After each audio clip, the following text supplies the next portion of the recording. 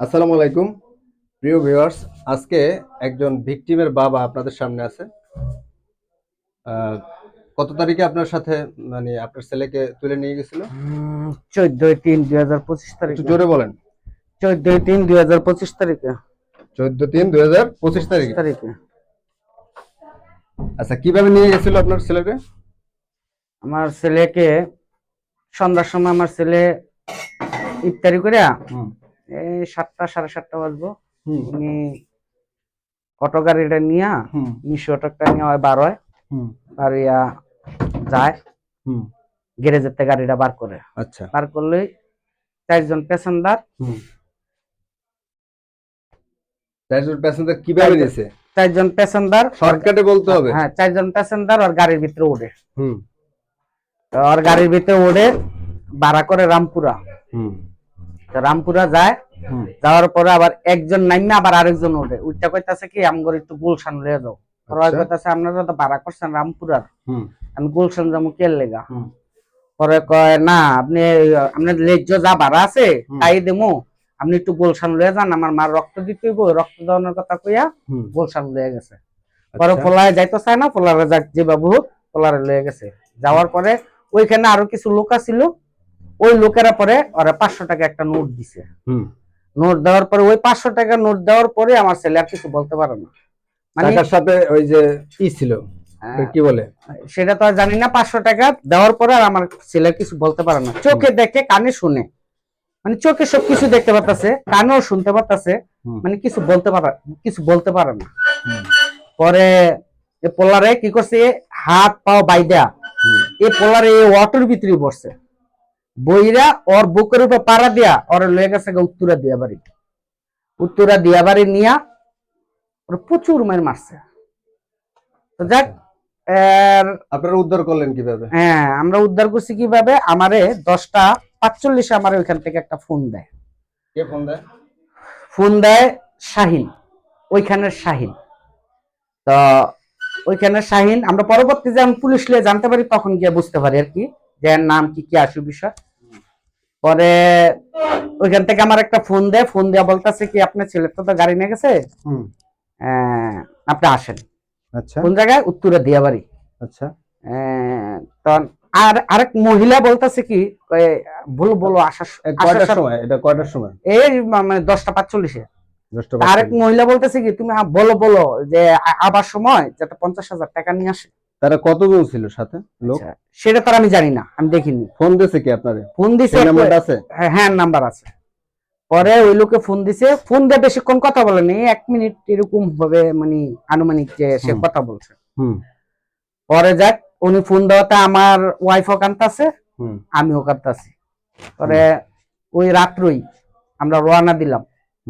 পরে ওরা ফোন দেই আর রিসিভ করে না, ফোন দেই আর রিসিভ করে না, ফোন দেই আর রিসিভ করে না। পরে গেলাম আপনার এই যে ঠিকানা অনুযায়ী বললো, ওই ঠিকানা অনুযায়ী যাই গিয়া খুঁজতাছি, পাই না। উত্তরে দিয়া বাড়ি বিচারতাছি, পাই না, অনেক খোঁজা খুঁজতাছি। পরে আরেকবার ফোন দিলাম, রিসিভ করছে, রিসিভ করে কেটে দিছে। পরে হ্যাঁ রিসিভ করি কেটে দিছে। পরে খুঁজতাছি, অনেক খোঁজা খুঁজতাছি। পরে যে দেই আমার পোলা পড়ে রয়েছে। পরে পোলারে উদ্ধার করলাম। পোলারে উদ্ধার করিয়া কে কে গেছিলেন ওখানে? আমি আর আমার স্ত্রী গেছিলাম। কয়টার সময়? ওইখানে যাই পুষতে পুষতে রাইতের কমসে কম 2:30 এরকম বাজবো। আচ্ছা। ওইখানে যে পুষতে পুষতে মানে আমার ছেলেকে লওয়া পর্যন্ত 2:30 এরকম বাজবো। পরে যাক, ছেলেকে লইয়া একটা সিনজিলে ডাইরেক্ট মুগদা মেডিকেল আসলাম। আইনা মুগদা মেডিকেলে পোলারে ভর্তি করাইলাম। পরে 2-3 দিন ট্রিটমেন্ট করলো, পোলার আস্তে আস্তে গিয়ে। ছেলের বয়স কত? ছেলের বয়স আনুমানিক 21 বছর এরকম হবে। পরে ছেলেকে যখন আস্তে আস্তে আস্তে আস্তে ছেলের জ্ঞান ফিরলো, তখন ছেলে আমাকে যখন নিয়ে আসলেন তখন আপনার অটোটা দেখেন না ওখানে? না না, অটো নেই। অটো পান না? না, অটো নেই, এখানে কোনো অটো নাই। পরে ছেলে যখন আস্তে আস্তে জ্ঞান ফিরলো, পরে ছেলেরে জিজ্ঞাসা করলাম যে বাবা তোমার আসলে মূল ঘটনাটা কি, কারণ এটা ছেলের ঘটনা, ছেলেই বলতে পারবে, এটা তার আমি বলতে পারবো না। পরে ছেলে বললো কি যাবো আমি গ্যারেজের থেকে গাড়িটা নিয়ে বাড়িছি, 4 জন লোক টুপি পরা, জুব্বা পরা, হুজুর সেজা 4 জন লোক আমার এই অটোর ভিতরে ওঠে, আমার রামপুরার ভাড়া করে, রামপুরার ভাড়া করে ওইখানে যে আবার একজন নামে আবার আরেকজন উঠছে, ওইটা আমার লয়ে জায়গা গুলশান একে, গুলশান একে নিয়া, গুলশান একে আমারে নিয়ে যায়, গুলশান একে আমারে নিলে ওইখানে আরো কিছু লোক আছিল, ওই লোকেরা 500 টাকা একটা নোট দেয়, দিলেই আমি আর কিছু বলতে পারি না, আমি অজ্ঞান হয়ে যাই। কিন্তু আব্বু আমি চোখে দেখি কানে শুনি। আপনি যখন ঘটনাস্থলে গেছিলেন, আচ্ছা আমি বলতেছি কতজন লোক ছিল ওই রাত্রে? কখন ছেলেরে আনতে যখন গেছিলেন? আমি আর আমার স্ত্রী। আরে ভাই, ওইখানে যারা ফোন দিয়েছে তাদের কাউকে পান না?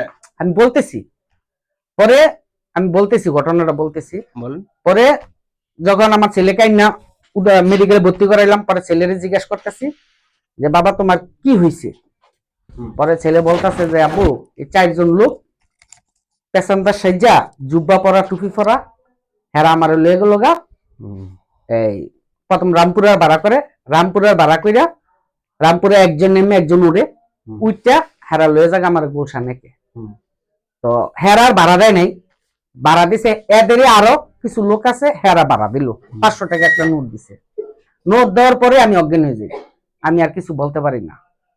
পরে আমার ছেলেরে এই অটোর ভিতরে কইরই হাত পাও বাইদা বুকের উপরে ফাড়া দিয়া আমার ছেলেরে লয়ে জায়গা উত্তরা দিয়া বাড়ি, কিন্তু উত্তরা যে দিয়া বাড়ি আমার ছেলেরে লয়ে যেতেছে, আমার ছেলে তার এটা বলতে পারবে না কই নিয়ে যাইতেছে। পরে আব্বু আমারে অনেকবার মারছে, হিসাব ছাড়া। আব্বু আমি যেমন মনে করছি যে এমন একটা যে আমার জীবনটা যায় যায় অবস্থা, এখানে তো কোনো মানুষ নাই, যারা মারতাছে তারাই আছে, আর তো কেউই নাই। 8 জনে মিল্লা মারছে, 7-8 জনে মিল্লা আমার ছেলেরা মারছে। আমার ছেলে বলতাছে এখানে একটা বাইকারওয়ালা লোক ছিল, কুফুত তারা কি চেনে না, আমি বলতেছি আমার ছেলে বলতাছে যে এখানে আব্বু একটা বাইকারওয়ালা লোক ছিল, কালো মাস্ক পরা, বাইকারওয়ালা লোক ছিল কালো মাস্ক পরা। বাইকারটা কেমন ছিল? বাইকারের চাক্কাটা লাল ছিল, আর ওই বাইকটার ভিতরে আপনার সাইকেলে যে ছোট ছোট আপনার গ্লাসগুলা, ওই গ্লাসগুলা ছিল, পরে গ্লাসগুলা ছিল। তারপরে কইলো কি যে গ্লাসগুলা ছিল এই গাড়িটার ভিতরে, আর গাড়িটা মডিফাই করা, মানে পুরাতন মডিফাই করা, গাড়িটা দেখতে এরকম দেখা গেছে। পরে গাড়িটা আমার পোলা বলতেছে এই গাড়িটা শিপলু ভাইয়ের গাড়ি, আমার 100 টার্গেট, এই গাড়িটা শিপলু ভাইয়ের গাড়ি, আমি আগে শিপলু ভাইয়ের গাড়িটা দেখছিলাম এরকম। তো বাবা তুমি কোন দেখছিলা? আমি গাড়িটা ফেসবুকে দেখছিলাম। আচ্ছা, তো তুমি গাড়িটা ফেসবুকে দেখছিলে এরকম, আচ্ছা তুমি ওরে দেখছো? ওরে দেখছি যখন ওই সিগারেট টানে, মাস্ক পরা ছিল, তখন এই মাস্কটা টান দিয়ে যখন সিগারেটটা টান দিতে লইছে, তখন ওর চেহারাটা দেখছি।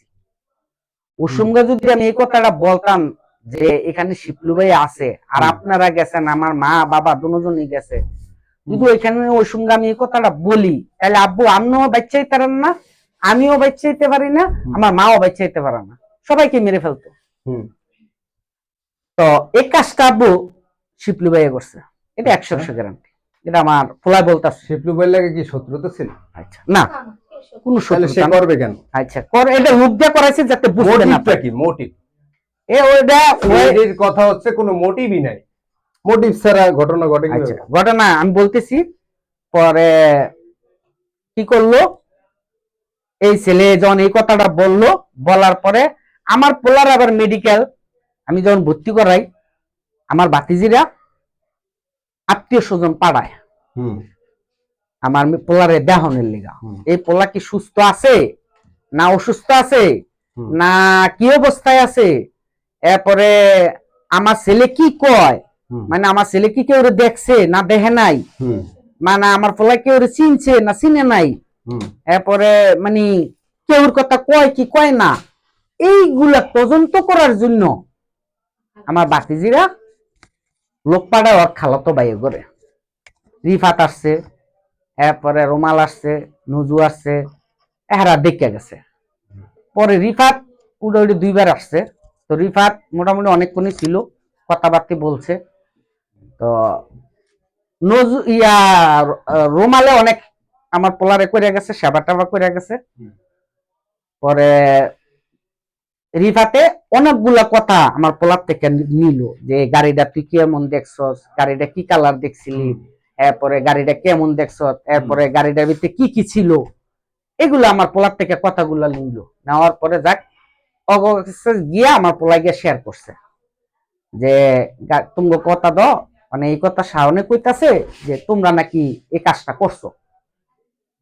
পরে যাকে এরা কি করলো, লগে লগে গিয়ে চেয়ারম্যানের অফিসে গিয়ে একটা অভিযোগ করছে, সাথে সাথে অভিযোগ করছে। আমার কত লোক না, আমি তো এখনো বলি নাই যে তোরা গাড়ি নিছস। পরে পট করে আমি যখন অভিযোগটা করছে, তখন আমি একবার ফোন দিলাম, ফোন দিয়ে করলাম কিরে কি হয়েছে, বা কিছু না বাইতায় বাইতামো কে লেগা, চেয়ারম্যান অফিস তোর নামে অভিযোগ আছে, তুই আইতি। মানে আমার তুই তাই করে ব্যবহার করতেছে আমার ভাতিজি। তো পরে আমি অভিযোগ করলি, আমি কোনো কিছু করলাম না, আমার গাড়ি নিছে, আমার পোলারা মারধর করছে, কে কারা করছে এটা পুলিশ তদন্ত করলে তদন্ত কইরা এসে বার করবো। পরে কি এর অভিযোগ করো। পরে লাস্টে আমি আবার কি করলাম, এই বিষয়টা নিয়ে আমি এই বিষয়টা নিয়ে আমার সুমন্দির লগে আমি কথাটা শেয়ার করছি। সুমন্দিরে বললাম যে ভাই কাজটা বাড়ির লোকে জড়িত আছে। এত কিছু হওয়ার পরে আপনি থানায় যান না কেন? আমি বলতেছি হ্যাঁ এই কাজটা ভাই বাড়ির লোকে করছে। তুই কি দেখছ? আমি দেখছি না, আমার পোলা বলতেছে, আমার পোলা বলতেছে শিপলুর বাইক দেখছে এবং শিপলুরে দেখছে মাস্ক পরা, কালো মাস্ক পরা।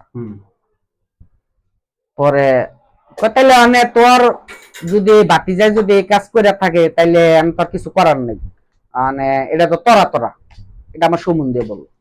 পরে আমি আবার কি করলাম, আমার এলাকার মানুষের যাই কয়েকজনে এই ঘটনাটা সবাই জানছে, জানার পরে বলতেছে যে আপনারা জায়গাটা আগে গিয়ে একটা অভিযোগ করেন, বিষয়টা আগে থানায় জানান। পরে গেলাম থানায় যাইয়া একটা অভিযোগ করলাম। অভিযোগটা কইরা আমি উত্তরা দিয়াবাড়ি যাই।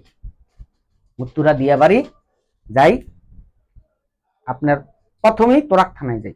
তোরাক থানায় যাইয়া কথা বইলা ওসির সাথে কথা বইলা আপনার এখানে একটা অভিযোগ নেয়, নেওয়ার পরে একটা এসআই কে দায়িত্ব দেয়। এসআই কে দায়িত্ব দিলে এসআই ঘটনাস্থলে যায়। ঘটনাস্থলে গেলে অনেকগুলি আরো যে কনস্টেবল আছে হেরা বলতেছে স্যার হেরা তো মাদকের লোক জড়িত। পরে আপনার কি এত কথা বলতে বলছি, আপনি এত কথা বলেন কেন, চুপ করেন দেখতেছি। পরে স্যার আবার আমরা আলাদা নিল, নিয়ে কইল আচ্ছা ঠিক আছে আপনারা হেরা যত বলতেছে যে হেরা বলতেছে যে পাইছে, মানে হ্যাঁ করে জিগাইতেছে পাইছে, আর আপনি বলতেছেন যে পাওয়া অবস্থায় এন থাকলো না কেন,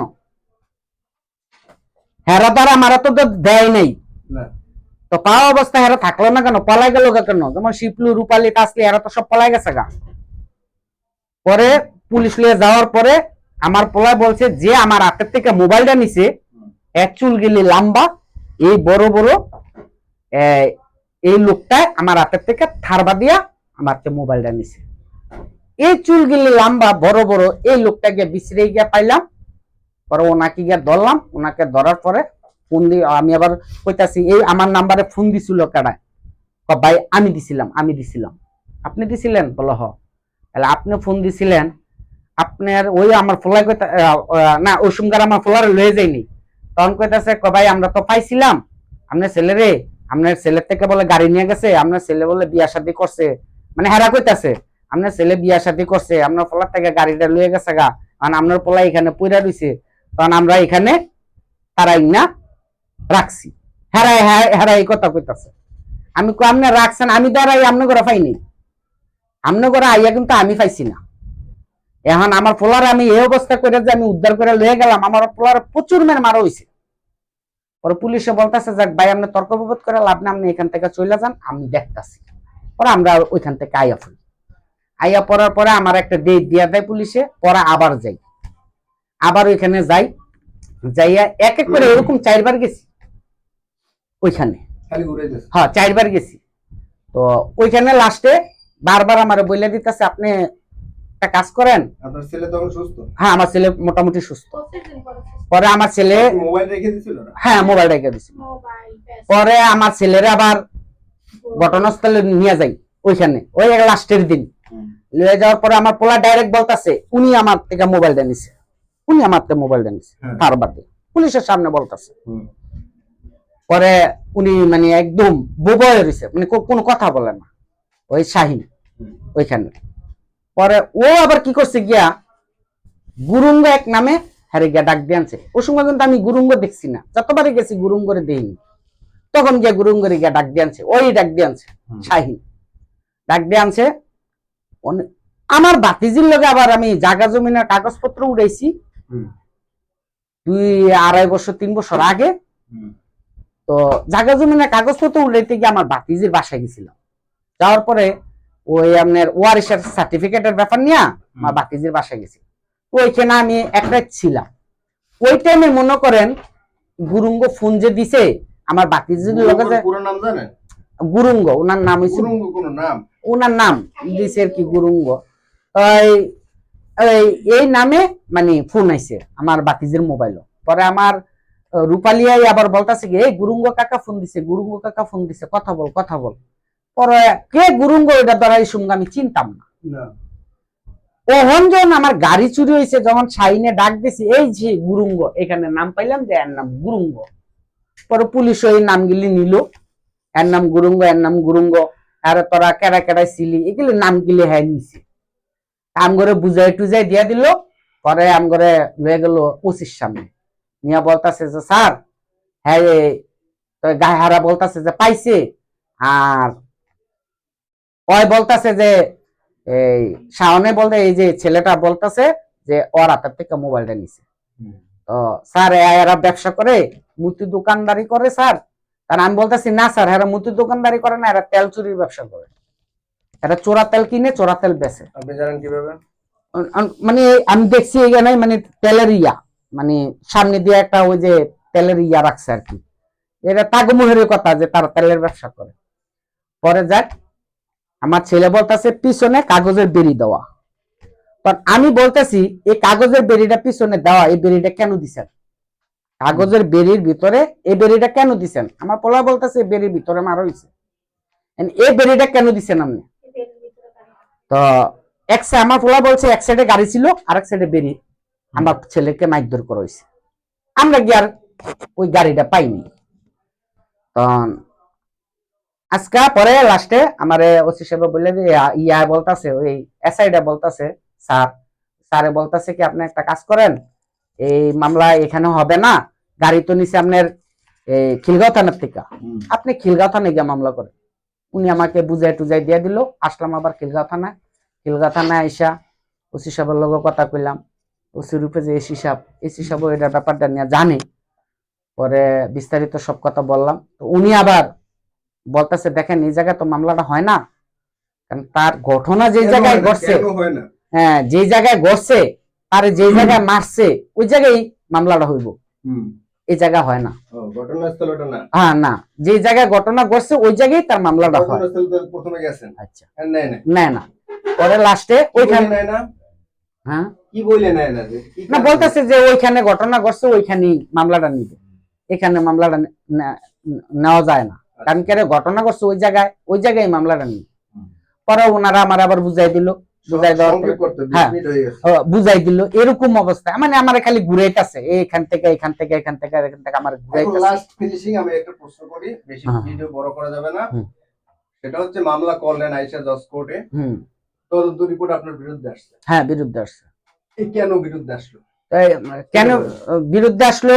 এই কারণে যে মানে সিআইডি আমি বারবার বলছি যে স্যার, সিআইডি আমার বলতেছে, ওইখানে আমার বলতেছে, আমি মামলাটা যখন অলরেডি আমি চালু করে যখন সিআইডি রা তো যায়, যাওয়ার পরে সিআইডি ওইখানে যায় তদন্ত করতে 22 তারিখে, সিআইডি আসে আমার দোকানে 23 তারিখে, আমার গাড়িটা তারা নিয়ে আসে 25 তারিখে, গাড়িটা নিয়ে আসে আমার দোকানের সামনে দিয়ে গাড়িটা তারা নেয়, এক ড্রাইভার দিয়ে গাড়িটা পাঠায়।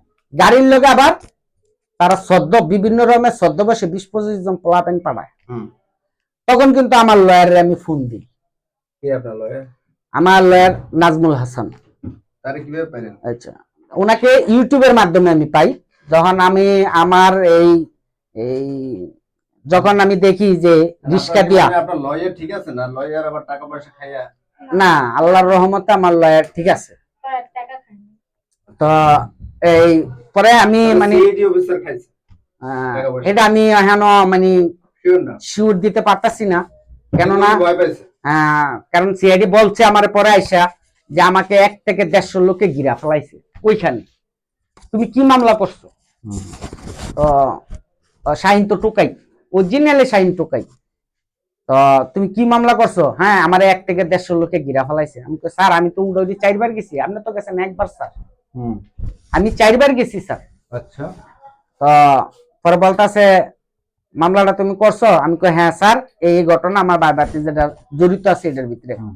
কয় না, এটা তোমার, এটা আমার বিশ্বাস হয় না যে তারা মুরাদনগর থেকে এই কাজ করবে। আমি কই স্যার, আপনি তদন্ত করলে পেবেন। পরে উনি আবার আমার সিআইডি তে ডাকায়। পরে ডাকানোর পরে আমি আবার সিআইডি তে যাই। যাওয়ার পরে উনি বলতাছে গাড়ি নিচে উত্তরে দিয়াবাড়ির লোকেরা হইতে পারে, অথচ তোমার ভাইবাতে যে তুমি ফাঁসাই। আপনি মামলার নাম্বার জানেন? মামলার নাম্বারটা 212। আজকে কি আপনার তারিখ ছিল? হ্যাঁ জি, আজকে আমার তারিখ ছিল। এখন কোর্ট কি বলছে? নারাজি দিতে বলছে? হ্যাঁ জি, নারাজি দিতে বলছে। এখন এই যে সিআইডি কর্মকর্তা সঠিকভাবে করলো না, আপনি কি তার শাস্তি চান? আমি এটা কি বলবো, মানে স্যারে রিপোর্টটা দিল না কেন? আদালত খুশি হয়ে যায়। হ্যাঁ, আদালতে এখন আপনি আসামিদের বিরুদ্ধে অরেঞ্জ চান, যে গভর্নমেন্ট আসছে, এমপি সরকার আসছে, কোন পাওয়ারফুল লোক আর এরকম কি করে ক্রাইম করতে পারবে না। আচ্ছা, আপনি ব্যবসা কি ব্যবসা করেন? আমি ছোটখাটো একটা মহল্লার ভিতরে আমি ছোটখাটো একটা জুয়েলার্সের দোকান নিয়ে থাকি আর কি। দেশের বাড়ি কোথায়? দেশের বাড়ি কুমিল্লা মুরাদনগর। আর আমি ভোটার হইছি উত্তর মানিকদিয়া। আর আমি ব্যবসা করি হইলো খিলগাঁও, শেখের জায়গা। আপনাকে অনেক ধন্যবাদ আজকে এই সাক্ষাৎকার দেওয়ার জন্য। ন্যায় বিচার প্রতিষ্ঠা হোক, আর হচ্ছে ন্যায় বিচার প্রতিষ্ঠা করার জন্য আপনাকে সঠিক তথ্য দিতে হবে, প্রমাণ দিতে হবে। সঠিক তথ্য যদি প্রদান করেন, অবশ্যই আদালত ন্যায় বিচার করবেন। অবশ্যই। ধন্যবাদ আপনাকে। আসসালামু আলাইকুম।